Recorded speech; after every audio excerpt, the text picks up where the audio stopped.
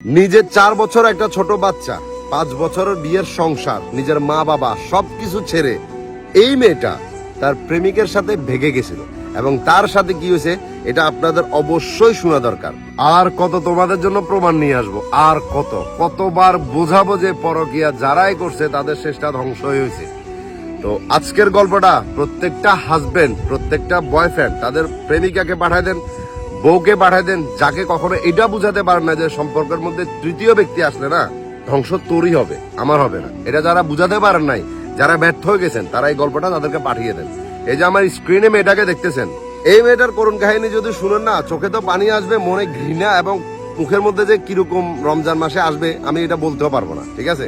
তো মেয়েটার একটা ছেলের সাথে রিলেশনশিপ থাকে 5 বছর।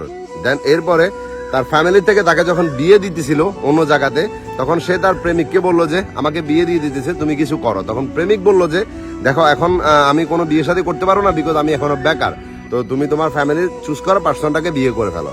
দেন এই মেয়েটা বিয়ে শাদী করে ফেললো। বিয়ে শাদী করার পর ওখানে ভালোভাবে আছে, নিজের একটা ছেলে সন্তান পর্যন্ত জন্ম নিয়েছে। কিন্তু এর মধ্যে না মেয়েটা দুদিকে একসাথে কানেকশন চালা যাচ্ছিল। শুধু একসাথে কানেকশন না, মানে তার হাজবেন্ড থাকা সত্ত্বেও সে ওই ছেলেটার সাথে অনেকবার দেখা করছে এবং অনেকবার তাদের মধ্যে, বুঝতেছেন, অনেক ছোট্টখাটো একটা বিষয় যখন ঝগড়াঝাটি হতো, মেয়েটা দৌড় দিয়ে বাপের বাড়িতে যেত এবং বাপের বাড়ি থেকে সোজা ওই ছেলের কাছে যেত এবং ওই ছেলের সাথে যা হয়তো এটা আপনারা বুঝতে পারতেছেন। অলরেডি অনেক ছবি, অনেক ভিডিও ভাইরাল পর্যন্ত হয়ে গেছে, যেগুলো আমি আপনাদেরকে এখানে দেখাতে পারতেছি না রোজার মাস বলে। এরপরে কাহিনী যেটা হলো, মেয়েটা নাকি হাজবেন্ডের সাথে ঝগড়া হয়েছে এবং এই ঝগড়াটা পারিবারিক ভাবে মিটমাট করার পরে সবকিছু ঠিকঠাক হয়েছিল। কিন্তু ওই ছেলেটা তখন বিদেশ ছিল।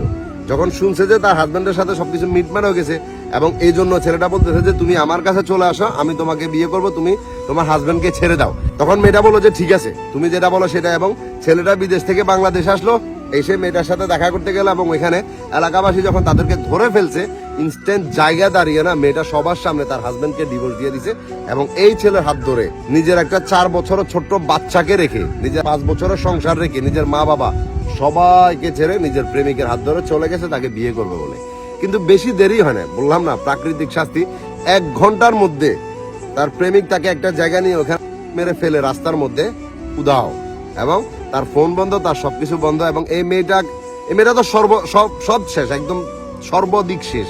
না ফ্যামিলির দিকে আছে, না হাজবেন্ডের দিকে আছে, না নিজের বাচ্চারা পর্যন্ত আছে। এখন মানে দুয়ারে দুয়ারে যে কান্না করতেছে যে আমার বাচ্চার কথা আমার অনেক মনে পড়ে, আমার তো কেউ নাই, আমি আমার হাজবেন্ডকে ছেড়ে দিয়েছি, আমার পরিবার আমাকে ত্যায্য করে দিছে, এখন আপনারা আমার বিচার করেন, আমি কি করব?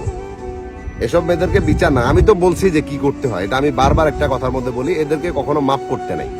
আর এই গল্পটা শোনার পরেও যদি আপনার স্ত্রী যে এখনো পরকীয়াতে আসক্ত আছে, কোনো মতে শুধরাতে পারতেছেন না, তো তাকে আর কখনো শুধরানোর চেষ্টা করি না, কারণ তার পরবর্তী স্থান এরকম মেয়েটার মতো হবে, দুয়ারে দুয়ারে ঘুরবে।